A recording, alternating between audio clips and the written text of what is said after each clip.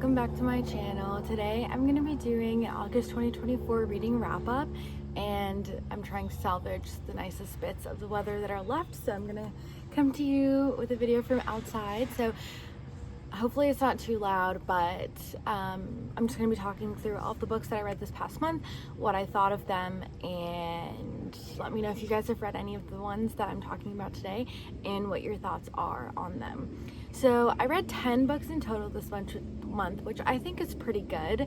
I would say that's like a book every 3 days, so I feel like it was a consistent reading month. There were some books that I really liked that I got through, and some books that I didn't care for so much, so let's go ahead and talk about the books that I've read. So the first book that I actually finished this month was The Girl with 7 Lives by Vikas Swarup. So this is actually the author of Slumdog Millionaire. The book has a different name than the movie, but the movie is obviously very popular. A lot of people probably know it. It's very tragic, so I wasn't sure what to expect going into this book, but essentially this is the author's first novel in 10 years since he had written Slumdog, and it's about this one girl who basically assumes 7 different identities throughout the course of her life, and basically how throughout her life, why she needs to assume these identities, what she's done in those.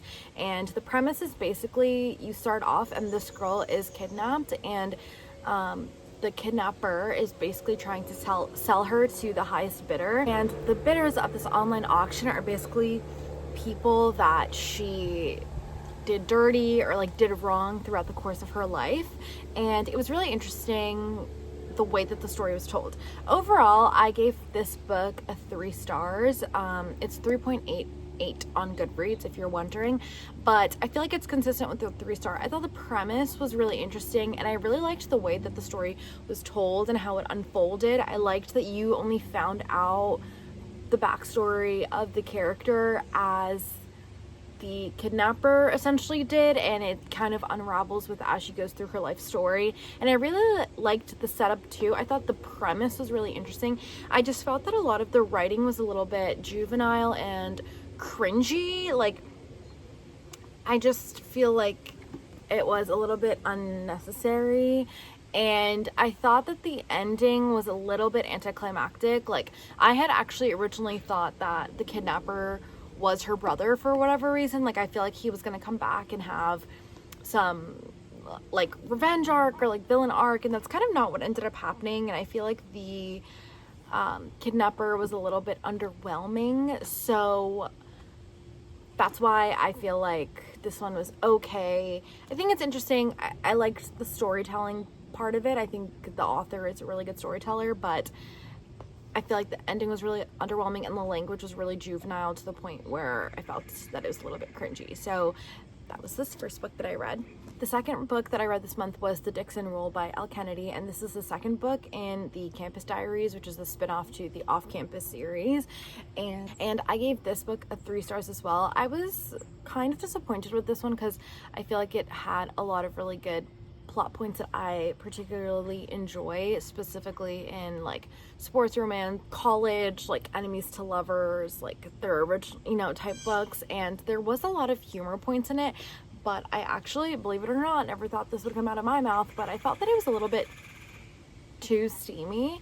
There were some points that I was just like, oh, like I don't really want to read this, and like I didn't find that hot. Like, I just found it a little bit weird that I was like reading it, which I just didn't expect from like college romance book. But I really liked the relationship between Shane and Diana. I thought it was really sweet, really endearing. I was definitely rooting for them, but I even felt like some of the conflict was kind of like rushed by. I think it was really front heavy in terms of the book. Like, there was so much build up to the ex and like what he was gonna do and all these things, and then he came back and then he hurt her, and then all of that was resolved within 2 chapters, which I thought was a little bit bizarre.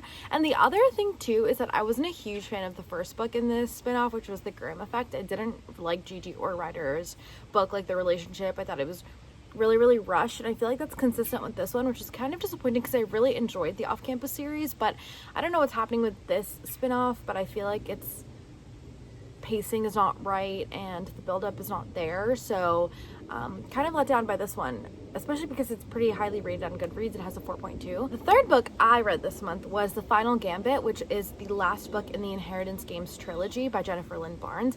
And surprise, surprise, I gave this book a 3 stars as well. So I think with this series, unfortunately, I think it kept trending downhill for me. I still enjoyed the series as a whole overall, but I definitely liked the first book a lot. Like, I loved the first book, couldn't put it down, and then the second one fell off a bit for me, and then the third one really fell off a bit for me.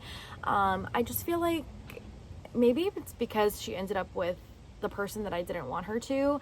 I'm not gonna say who, but I feel like the author just picked the person that like no one was really rooting for her to end up with. And even the mystery, I feel like it was just so much more mysterious and like whimsical, and I could just picture it so much more in the first book. And then by the last one, I just feel like it kind of got stale and drawn out. And even like the whole thing with Eve, I was like, ugh, really? And then the whole thing with like Eve and Grayson, I was like, no, like I just couldn't root for them, didn't like it. And I feel like that kind of like ruined the book for me, just because I was so not rooting for who ended up being like canon in that.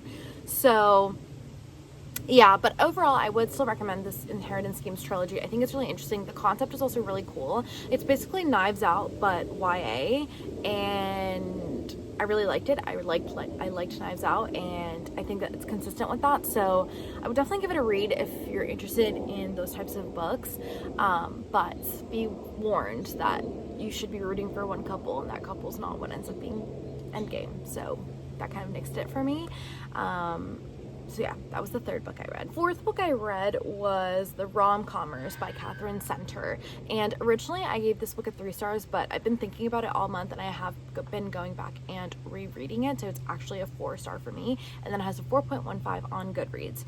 So The Rom-Commers is basically, oh gosh, it's just so cute. I really did love it. So it's about this main character, Emma, who is an aspiring writer, but something happened at home where she had to basically go back and take care of her dad after a family tragedy. And she has this author that she idolizes.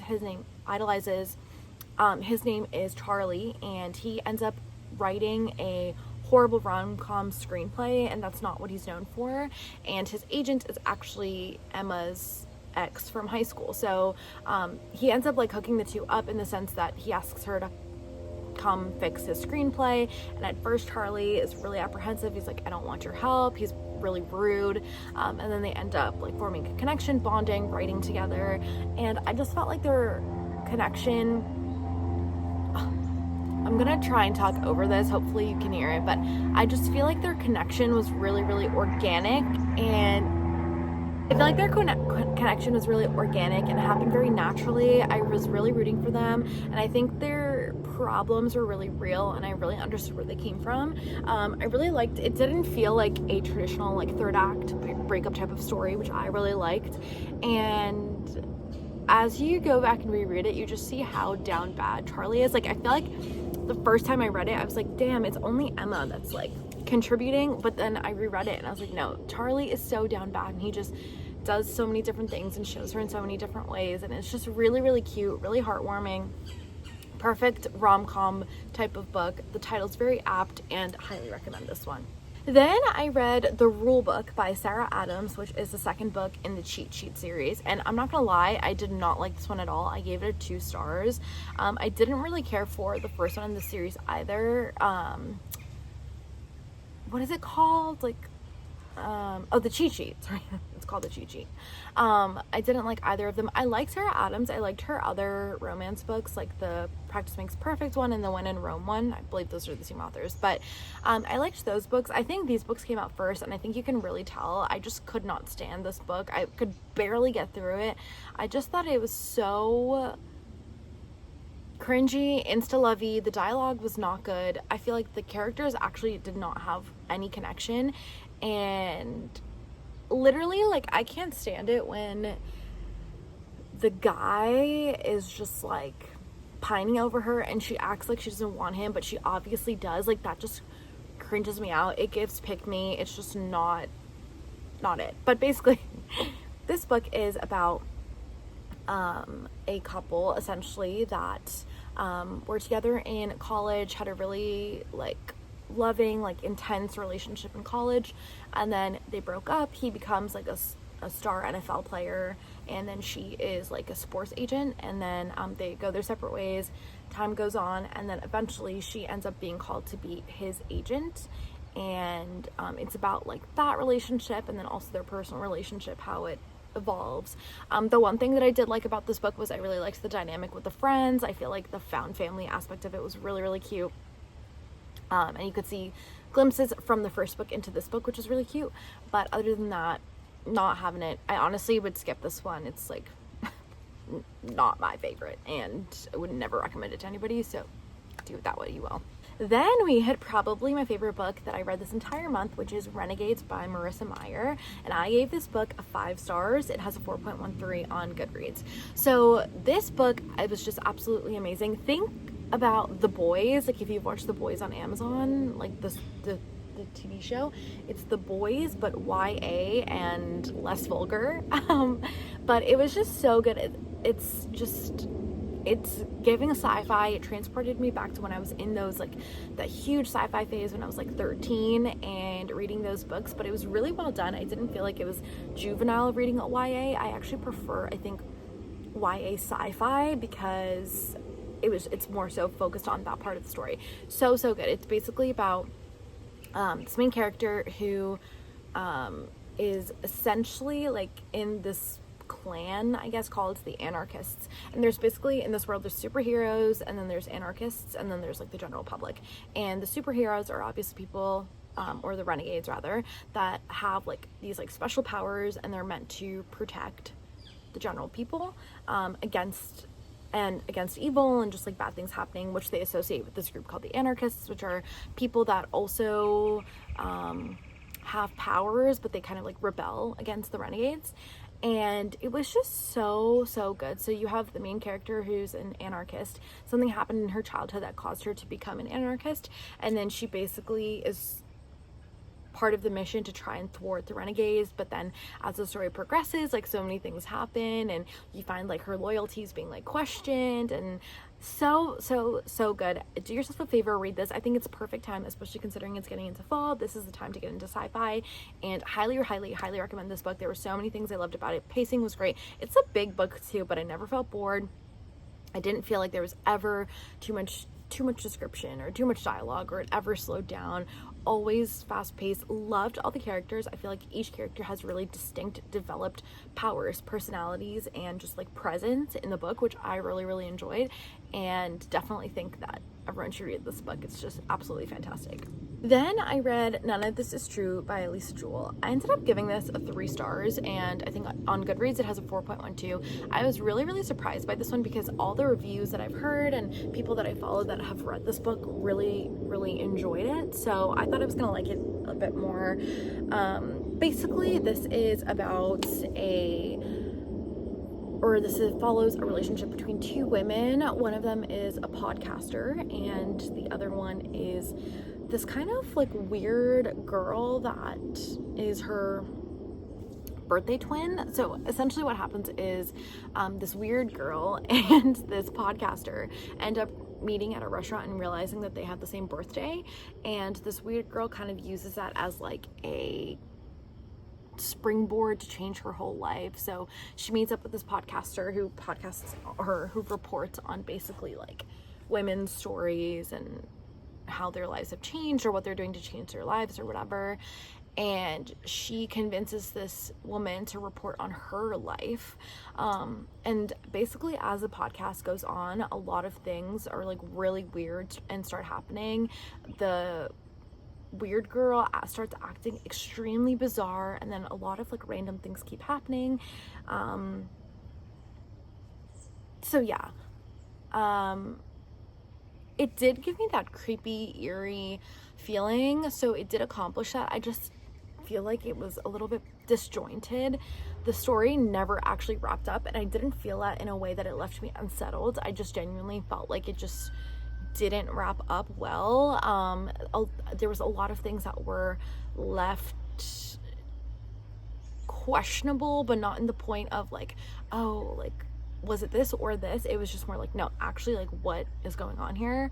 So I just feel like it didn't wrap up well, but there was parts that I did like about it, which is why it's a 3-star, but overall, not my favorite. Then I read The Perfect Marriage by Geneva Rose, and I gave this one a 3-star, and it has 3.97 on Goodreads. This one was also a interesting premise. So it follows basically the husband is having an affair with someone because his wife is a workaholic, and then that someone ends up dead. So it's basically uncovering like what actually happened. Did the husband actually kill the mistress? What happened? What's the story? I feel like it was pretty cookie cutter, and especially when what ended up being the ending was the ending, I just feel like it was so cliche. It was so cliche that I saw it coming, but then I'm like, oh, they would never do this because it's so obvious like who it was. So and that did end up happening, so I feel like that was just so underwhelming. It would have been so much more interesting if it was someone else. But this one, there were a couple of things that I felt were unanswered, but in an eerie way, which I really liked. And I thought the setting was really well described in this one too. I could picture the lake house and everything that was happening in this, so I liked that aspect as well. But the story just ended up being so anticlimactic, and I feel like it ruined the rest of the book for me. So I would honestly skip this one. If you hear the premise, whatever you think happened, or like what happened in that premise is exactly what happened. So very predictable. I wish you would have picked something else for the murderer or like the end character. Then, almost done, I only have 2 more books left. So then I read The Ex-Hex by Erin Sterling, and I gave this one a 4 stars. I absolutely love this one. This has a 3.49 on Goodreads, and I don't know what it was about this one. I loved it. I felt like I was like eating it up. I read it so quickly. I think I read it in one day, like in a really quick sitting, and it was so good. Basically, this follows 2 main characters, and oh my gosh, it was just so good. It just reminded me so much of Halloween, and I felt like I was like in that time where I'm supposed to be like watching Twitches and Halloween Town. When she was younger, she was in this relationship, and she fell hard, and he ended up breaking up with her like 3 months in, basically saying that he was like betrothed to someone else, as witches are, you know. And then you come back like some 10 years later, and then he ends up having to come back to the town where she was, and then you find out that it wasn't as casual of a relationship as you thought for him or her, and it's basically like they have to team up to save the town, and it was just so cute. Like, I feel like it was such a typical Halloween Disney movie. I would have loved to watch it. Like, it's giving Girl versus Monster, you know? Like, it was just so good. I loved it. It was nothing like extraordinary, but I was rooting for them. The writing was great. The story was great. The premise was really interesting, fast paced, easy to get through. And if you need kind of like a romance to like break up any other books that you're reading, I would definitely recommend it, because I feel like that's what I needed, and it came at a perfect time. Highly recommend it. And then to round off the month, I finished the second book, which is the sequel to The Ex-Hex, which is called The Kiss Curse. And I gave this one 3 stars, and it has 3.78 on Goodreads. So with this one, I know it has a higher rating than the first one, but I definitely liked the first one better. I just feel like the connection between the 2 characters in the first one romantically was way better than in the second one. However, I did really like the second one. I feel like with this one, it was a little bit, relationship progression wasn't as natural. I feel like he went from hating her to just like loving her instantly, and it didn't feel as organic with the 2 of them. Whereas with her, I feel like her development of feelings for him were like more believable and more natural, but I think his weren't. So that kind of like took me out of the book a bit. And then also, I just don't think that this book I don't think that The Ex-Hex needed a sequel. I think it would have been really good on its own. I actually think it's a trilogy. I think there's a 3rd book in the series. Don't think I'm going to read that anytime soon. Maybe in October to like get into the spoopy vibes. But yeah, with this one, so basically it follows the cousin of the character in the first book and the brother of the male main love interest in the first book. and it's about their connection. He has to come for some like familial duties, and then they end up needing to team up to save the town as per usual, you know, the classic save the town business. Yeah, I thought it was good. I would skip this one, honestly. I would really read the Ex-Hex. I loved that one, but this one I don't think it's memorable. Barely remember the plot, and I just read it. So that wraps up all of the books that I read this August for 2024. I really hope you guys enjoyed. Let me know if you guys have read any of these books or what books you read in August that you think I definitely need to get to. I'm always looking to add new things to my TBR. And other than that, I just really hope that you guys enjoy this video. Let me know what you guys want to see more of, and I will see you guys next time.